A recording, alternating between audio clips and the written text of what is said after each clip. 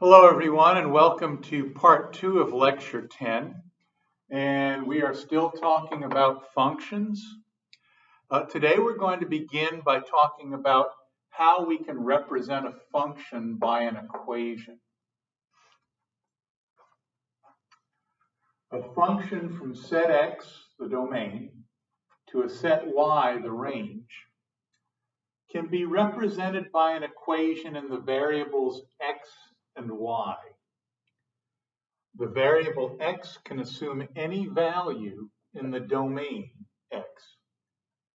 The variable y can assume any value in the range y. Let's look at an example.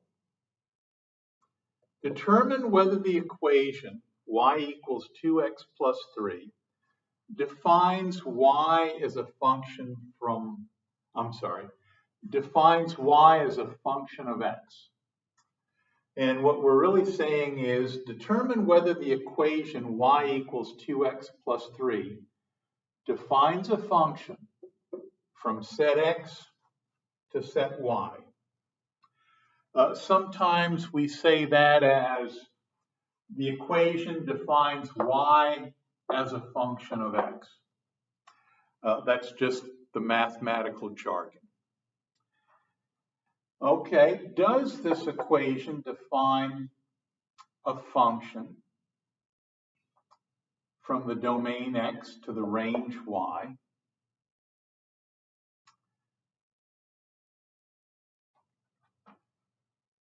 And how do we even know what the domain of this relation is? They haven't told us what the set x is. So how do we know what the domain of this relation is? I guess that's the first thing. Even before we decide whether this relation is a function or not, we need to figure out what the domain is. But they haven't told us what x is.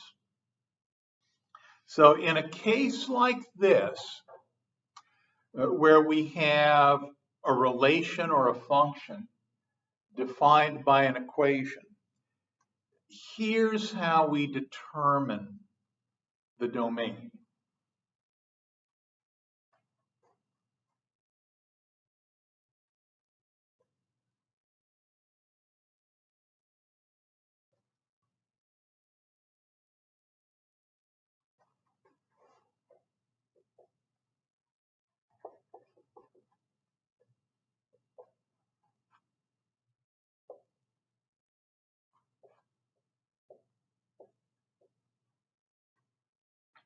The first thing we do is just assume that the domain x is the entire set of real numbers. This may not be a valid assumption. So we need to do a couple of checks and make sure that there aren't some real numbers in our prospective domain that need to be weeded out.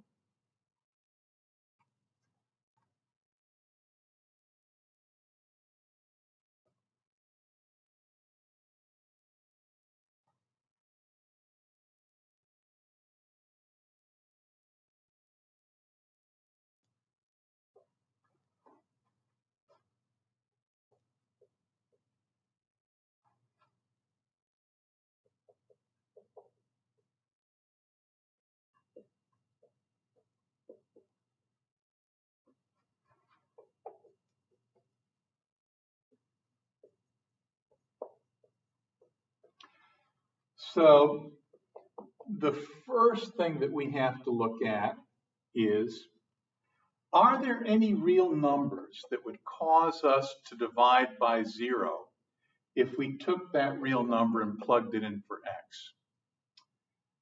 Look at the equation. We're not dividing by anything here. So we don't have to worry about a member of our prospective domain causing us to divide by 0. It can't happen because we're not dividing by anything here. So let's look at the other criterion.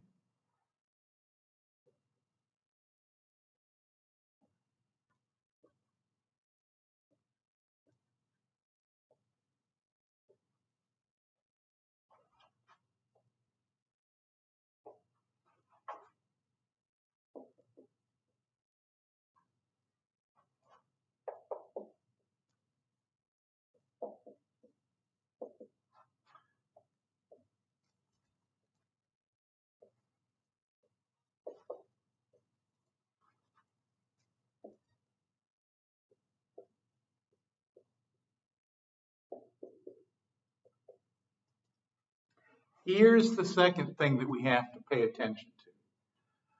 Are there any real numbers in our prospective domain that, if we plug them into the equation, would yield a negative expression under a radical or an even root? And when I say even root, I'm talking about square root, fourth root, sixth root, eighth root.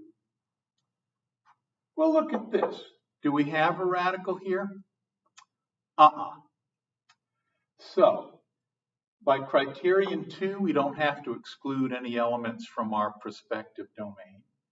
According to criterion 3, we don't have to exclude any real numbers from our prospective domain. And there we have it.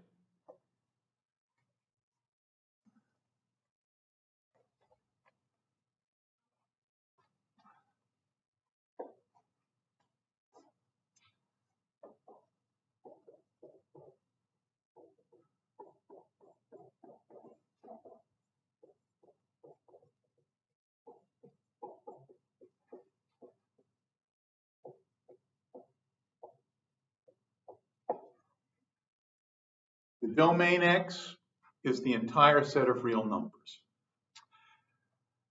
Now, does this equation define a function from set X to set Y?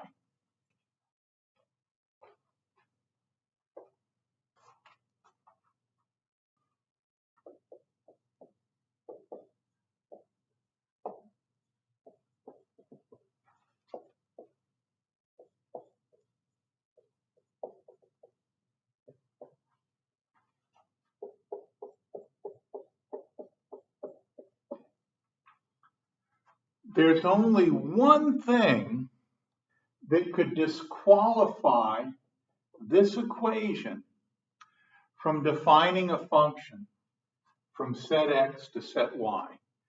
And that would be if some X value got paired up with more than one Y value.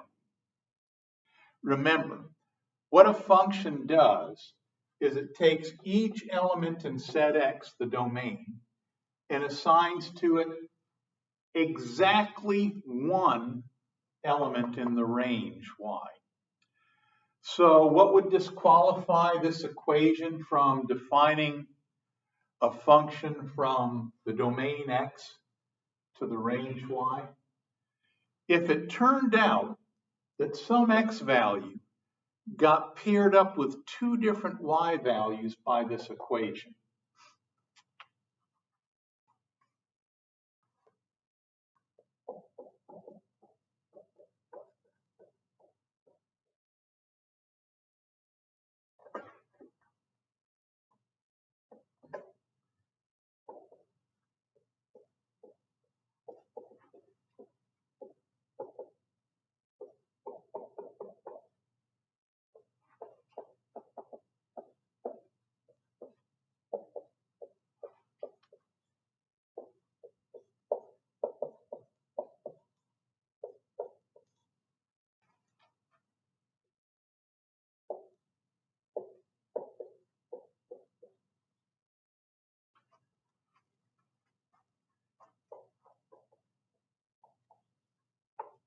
Does this happen?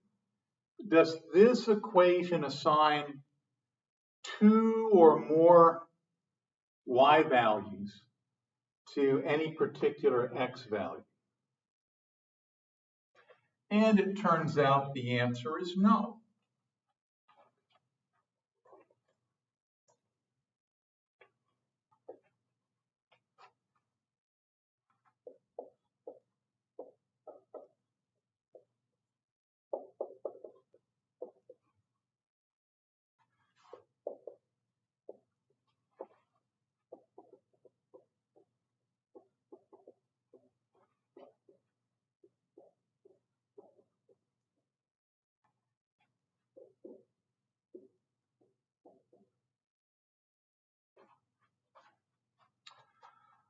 So what Y value does this equation assign to each X value? Here's the Y value right here. 2x plus 3. If we take 1x and put it in here, then we get back one value, 2x plus 3. If we take a single value of x and put it in here, we get a single value back for 2x plus 3, the y value.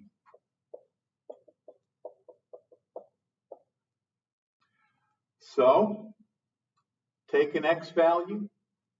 This equation assigns to that x value this y value, 2x plus 3.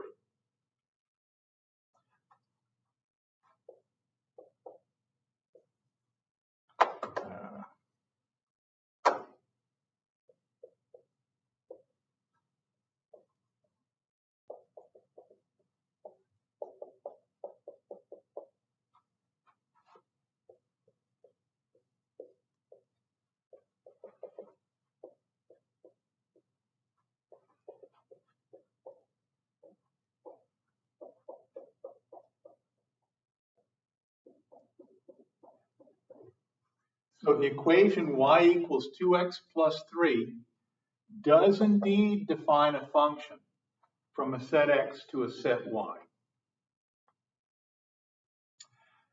Now let's do this a slightly different way.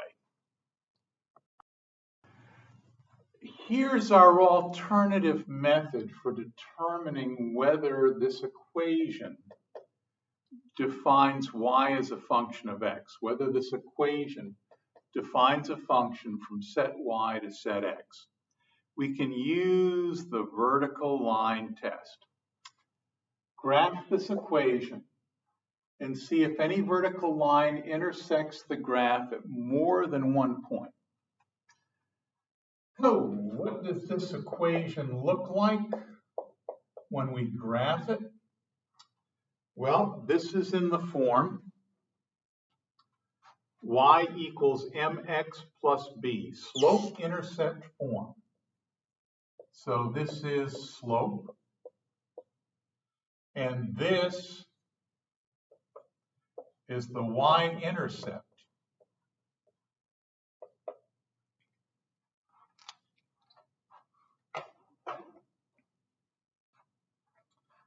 So that ought to be pretty easy to graph.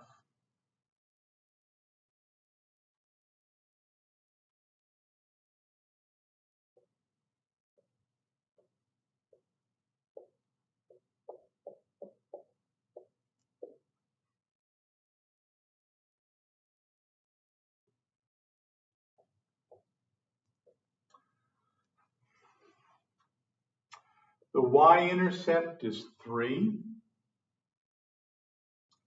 and the slope, m, is 3, and we can write that as 3 over 1. Whoops, the slope is not 3, my foot. The slope is 2. The slope is 2. We can rewrite that as 2 over 1. Change in y over change in x. So if we start here and change x 1 in the positive direction, and then go up 2 in the y direction, change in x is 1, change in y is 2, 1, 2. We get another point on this graph, and we only need 2 points to draw a line. There's our graph. Now we're going to see if this function or this graph passes the vertical line test. Can we draw a vertical line anywhere in the xy plane and have that vertical line intersect this graph at 2 or more points? Let's see. Vertical line intersects the graph at 1 point. Vertical line intersects the graph at 1 point. Vertical line intersects the graph at 1 point, and so on. We can't draw a vertical line that intersects the graph at more than 1 point. That means that this is a function.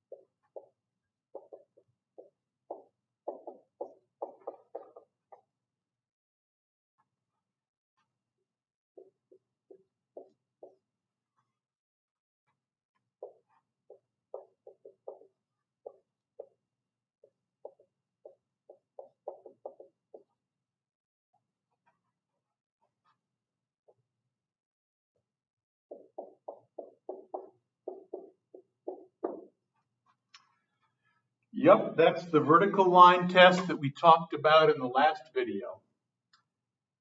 If we can't get a vertical line to intersect the graph of this equation at more than one point, then this is a function. More examples.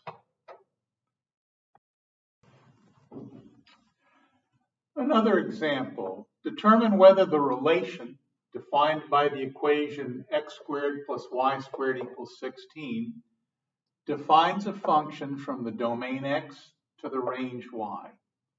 Or in other words, determine whether the equation x squared plus y squared equals 16 defines y as a function of x. Well, what should we do first? Maybe we should find the domain.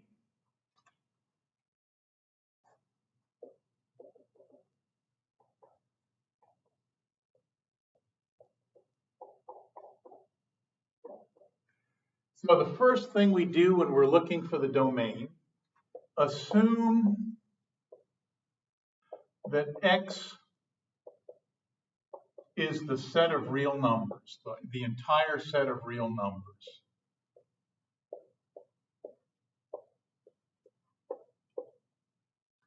And then 2, exclude any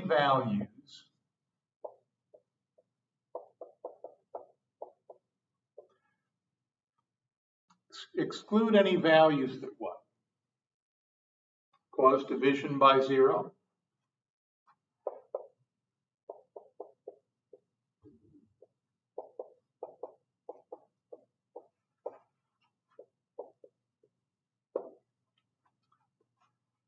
We're not dividing by anything here, are we? So we don't lose any elements from our prospective domain because of possibilities of dividing by 0. After step 2, our domain is still the entire set of real numbers.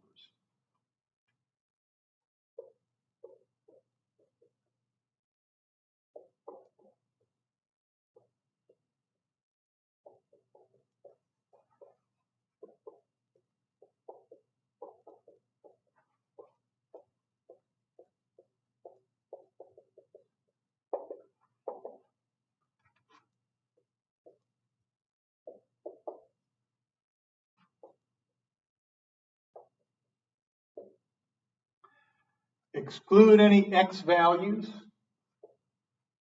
that yield a negative under the radical. Well, now let's see. This equation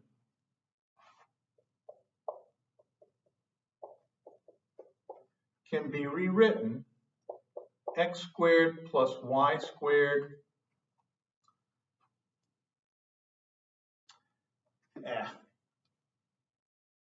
can be rewritten y squared equals 16 minus x squared. And then it can be rewritten this way. We compute the square root of both sides. And under the square root, we have 16 minus x squared. We can't have 16 minus x squared be negative. So,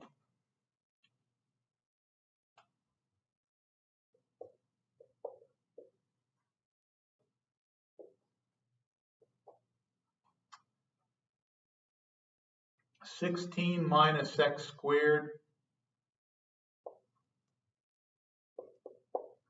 has to be greater than or equal to 0.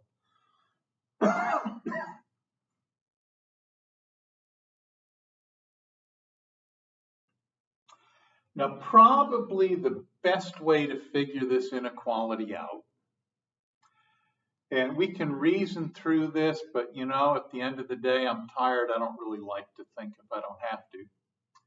We can reason our way through this, or what we can do is solve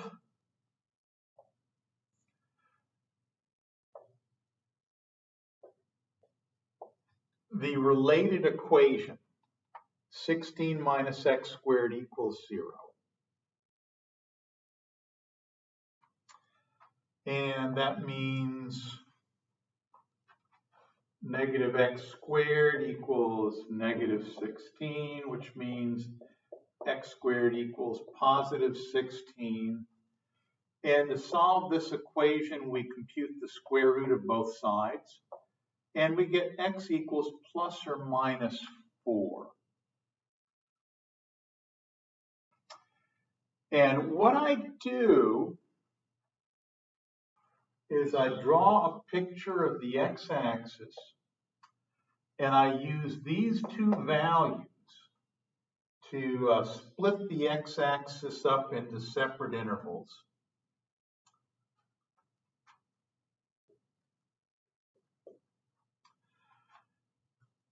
And I'm going to look at the sign of this expression, 16 minus x squared, on each of these intervals.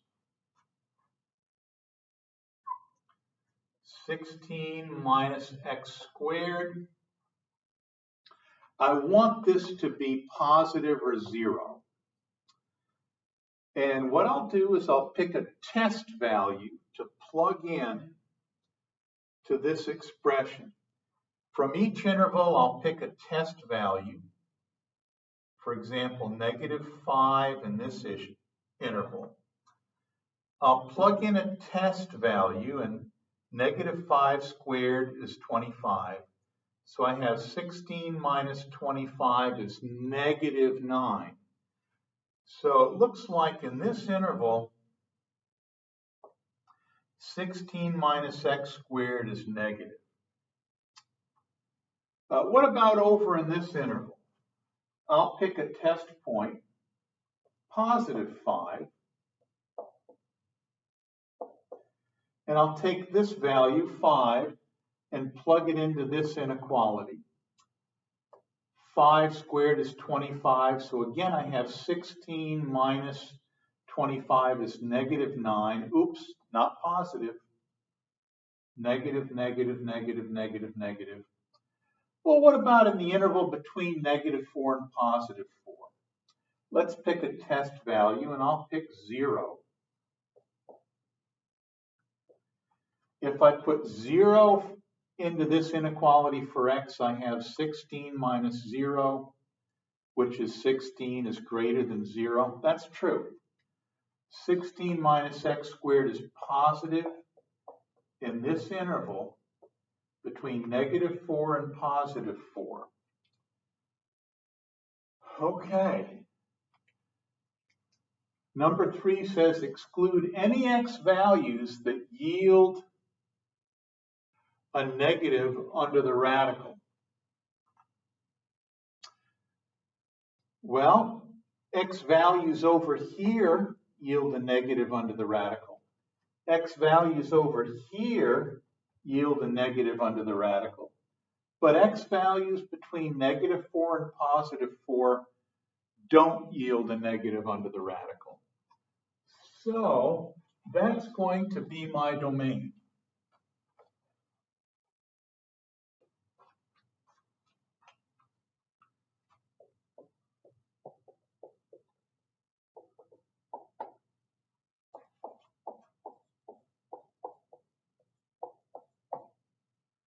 Or an interval form.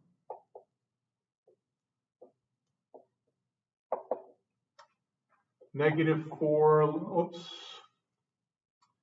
in interval form, negative 4, positive 4. We have our domain. Now let's see if this thing is a function. There are two ways that we could do this.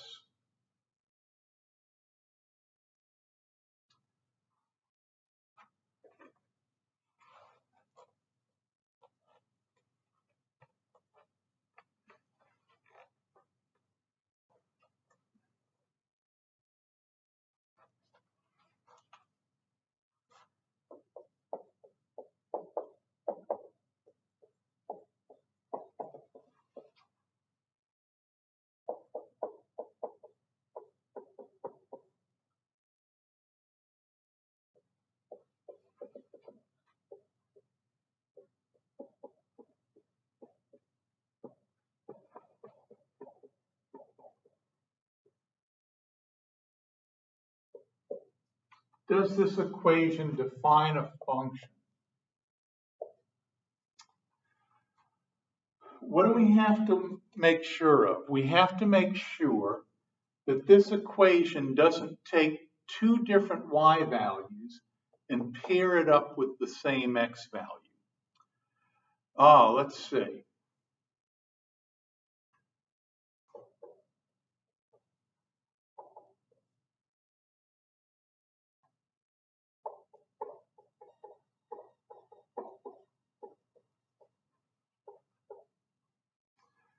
Remember that this equation is the same as that equation.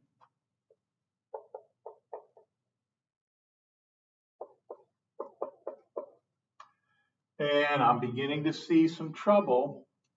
Take a single x value and put it in here, and it will assign two values.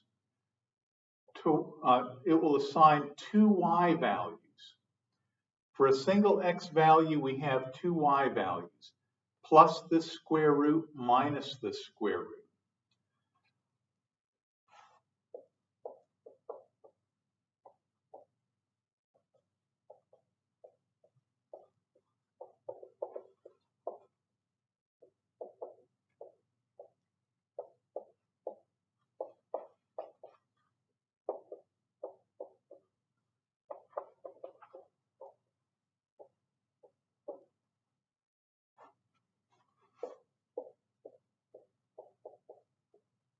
And let's just come up with an example. Some value of x in the domain, let's say x equals 3.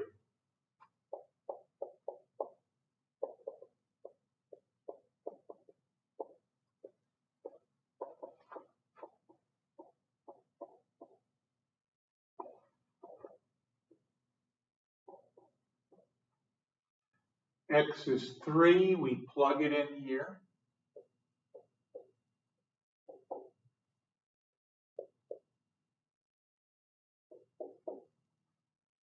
(16 minus 9 is 7, so square root of 7.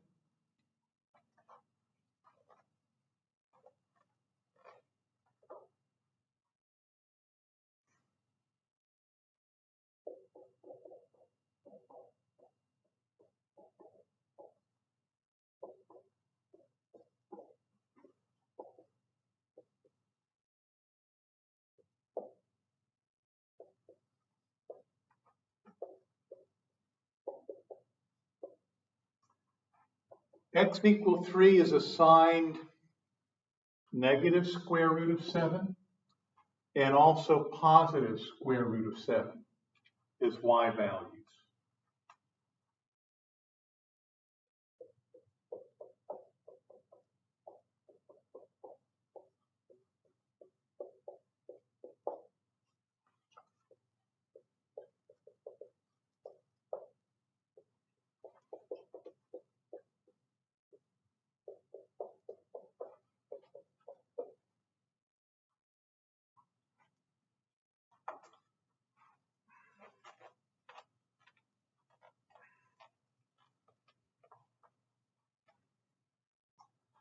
Now, there is another way that we could have done this. Let's look at it.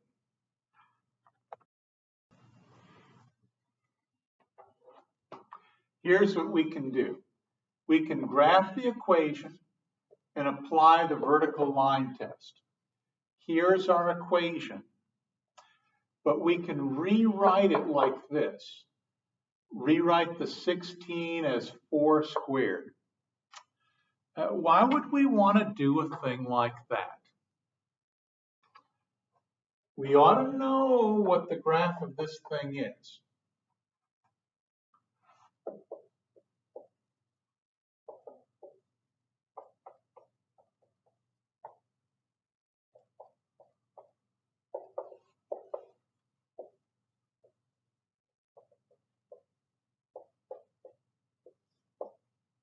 Do we know what this is? X squared plus y squared equals r squared. Yeah, it's a circle centered at the origin.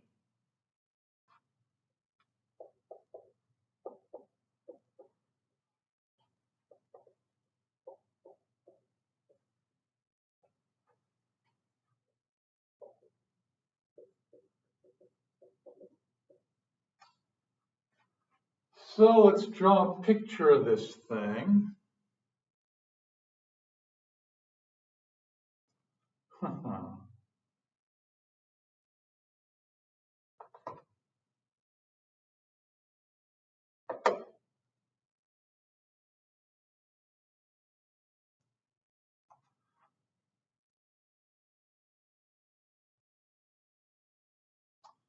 Oh my goodness. This poor baby, somebody dropped it on its head when it was little.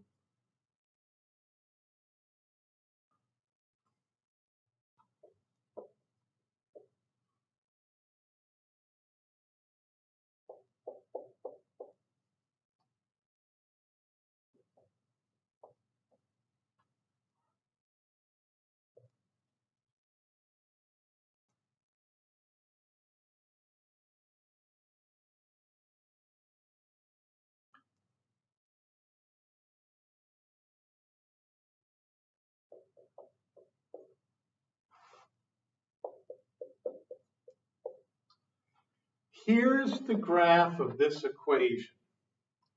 And we're going to apply the vertical line test. We're going to see if we can draw a vertical line anywhere in the xy plane that will intersect this graph in more than one point. I think we can. Let's draw a vertical line right through x equal 3 on the x-axis. One point of intersection here, one point of intersection there.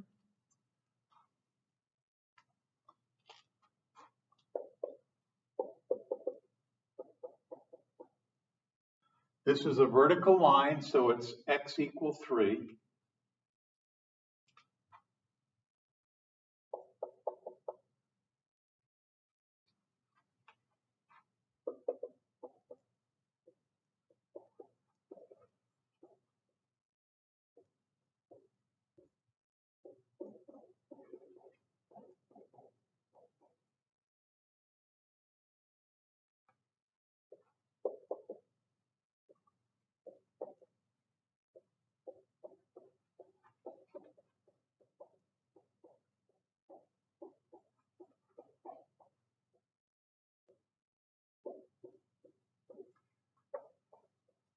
By the vertical line test, we don't have a function here.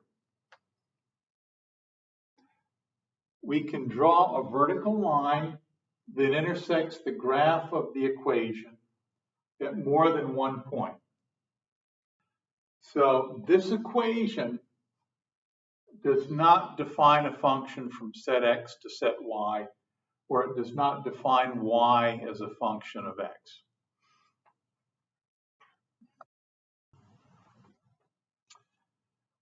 Determine whether the equation y equals 2 over x minus 3 defines y as a function of x, and find the domain of this relation. Let's find the domain first.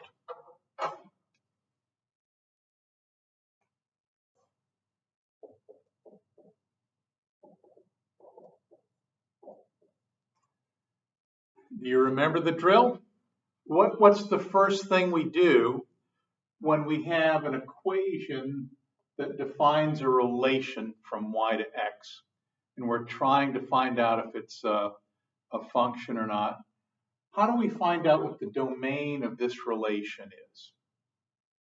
What's the first thing we assume? The domain x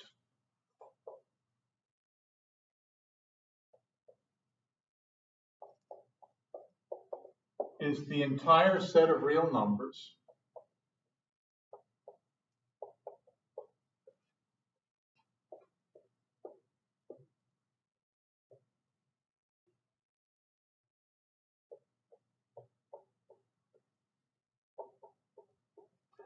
That's our assumption. This may not be a valid assumption, but we're going to start off assuming that.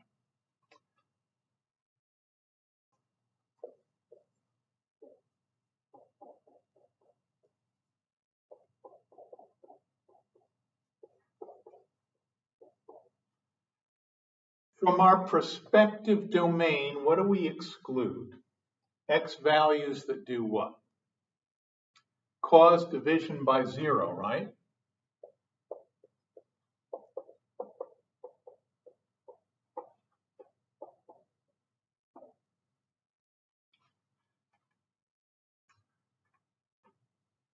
When's the denominator equal to 0? The denominator is equal to 0 when x minus 3 is 0, right?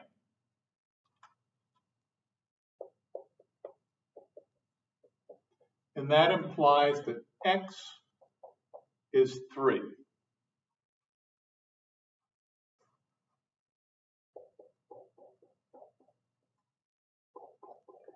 So we exclude x equal 3 from our domain.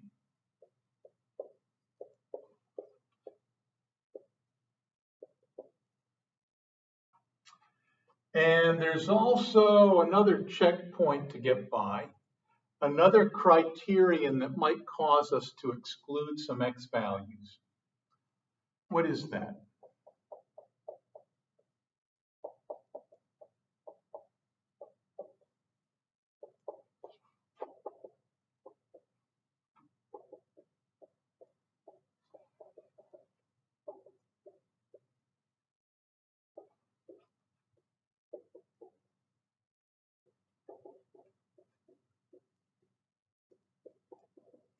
Exclude any x values that yield a negative under a radical or under an even root.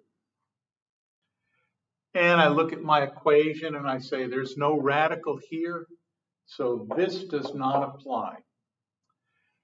We started off assuming that the domain was the entire set of real numbers, but to correct things, we had to exclude x equal 3. There are a few ways that we can write our domain.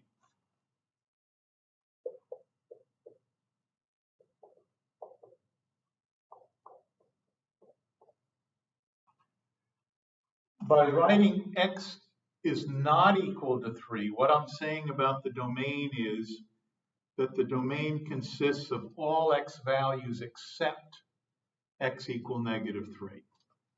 So this is one way to define the domain. Or I could do it in interval notation. The interval from negative infinity to 3, along with the interval from 3 to infinity. So these two intervals together contain all real numbers except x equal 3. So this is another way of saying that x can be anything except 3.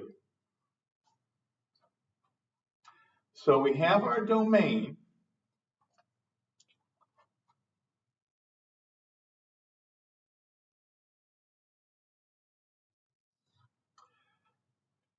Now, is this thing a function?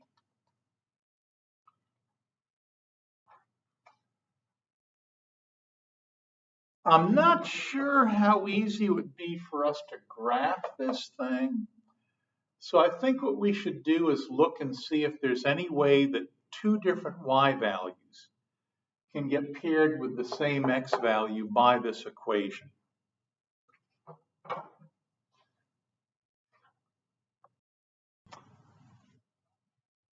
To determine whether the equation y equals 2 over x minus 3 defines y as a function of x, we'll observe that for any value of x in the domain, in other words, any x value other than 3, y, which is equal to 2 over x minus 3, attains exactly one value.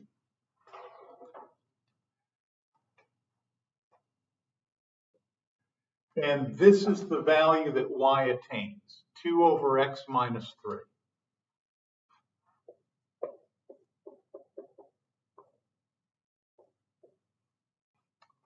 And we'll do a for example.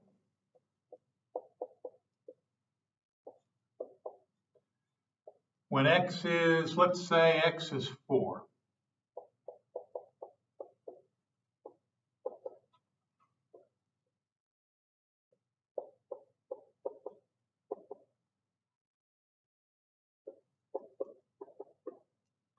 groups.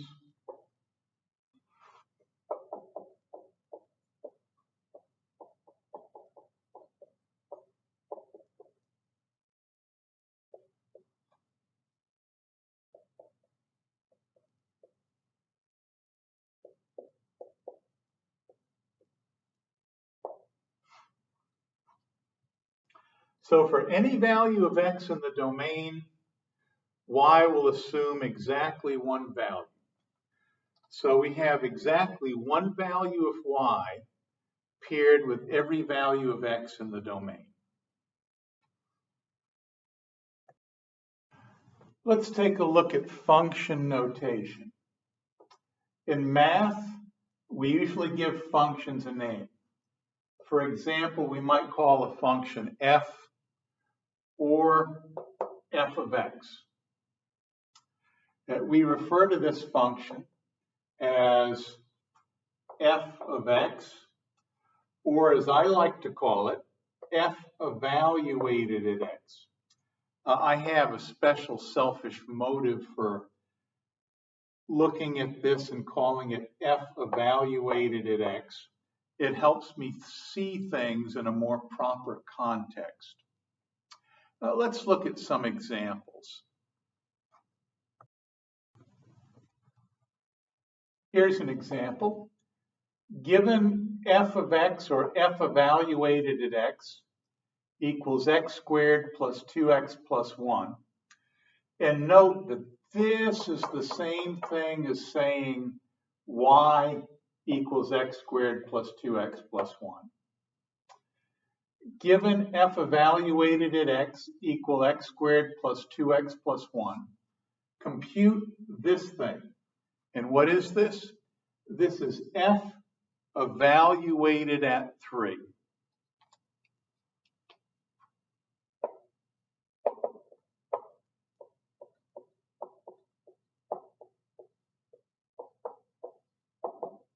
That's the way I like to think of it.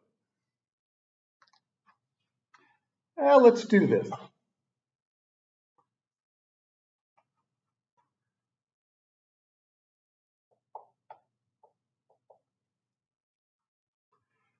This is f evaluated at 3. This is f evaluated at x. So what this means is, down here, 3 is playing the role that x plays up here in our definition of f.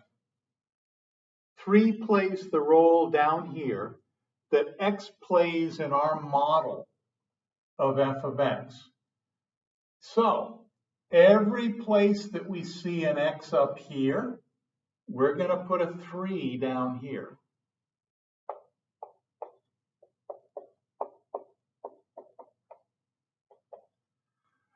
Oh, this is easy. 9 plus 6 is 15, plus 1 is 16. F of 3 equals 16. Okay. Maybe we do another example. Maybe.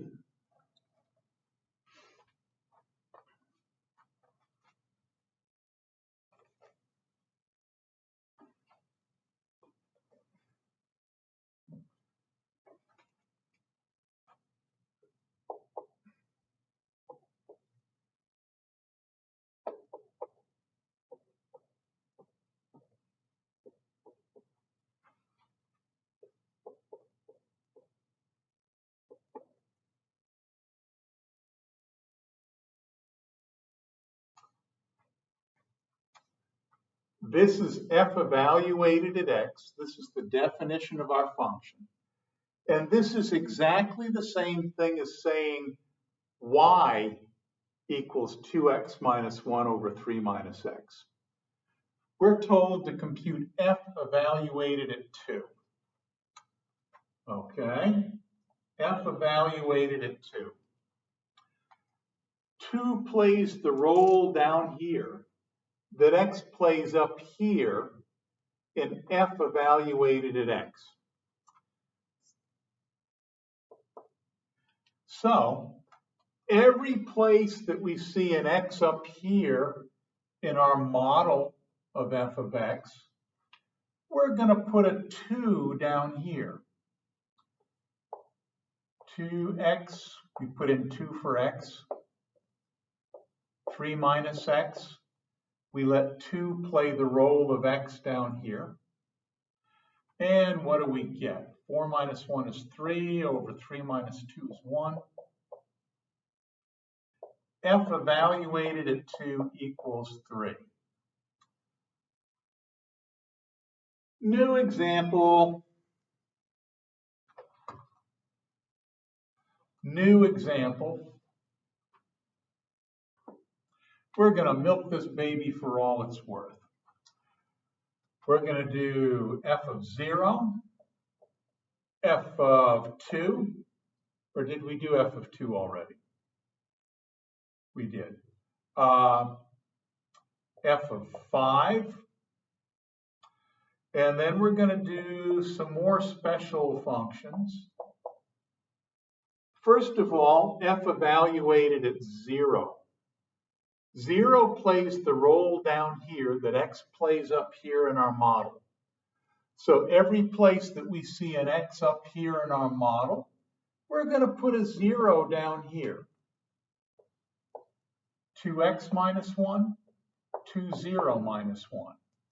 3 minus x, 3 minus 0. So that'll give us 1/3. Let's do f evaluated at 5.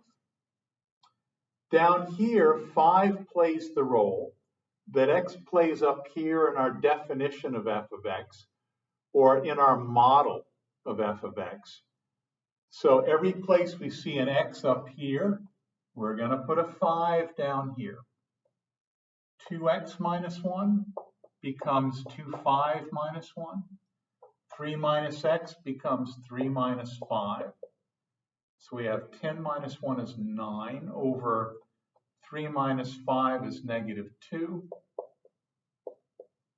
So f evaluated at 5 is not negative 9/2. Now, let me do this. I always do this when I introduce functions.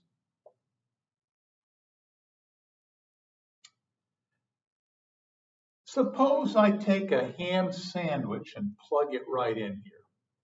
If I do, this ham sandwich is playing the role down here that x plays up here in our model. So every place we see an x up here in our model, we put a ham sandwich down here. 2x minus 1, same as 2 ham sandwich minus 1. 3 minus x, the same as 3 minus a ham sandwich. Now, if we can plug a ham sandwich in here to get an answer, certainly we can take more mathematical expressions and plug them in. For example, what about taking 2x and plugging it in here? Here, 2x plays the role that x plays up here in our model. So every place we see an x up here in our model, we put 2x down here. 2 times x minus 1 becomes 2 times 2x minus 1. 3 minus x becomes 3 minus 2x. And what is that? 4x minus 1. 3 minus 2x. Well, that looked pretty good. What about f evaluated at x plus 3? Down here, x plus 3 is playing the role that x plays up here in our model. So every place that we see an x up here in our model, we're going to put x plus 3 down here. So up here we have 2x minus 1. Down here we'll have 2x plus 3 minus 1. In our model we have 3 minus x. Down here we have 3 minus x plus 3. And we can simplify that. We'll get 2x plus 6 minus 1. And down here we have 3 minus x minus 3. And that's going to be 2x plus 5 over negative x, or negative 2x plus 5 over x. So f of x plus 3 ends up being negative 2x plus 5 over x. What do you think? That's enough for this session? We'll finish functions off for sure in the next video.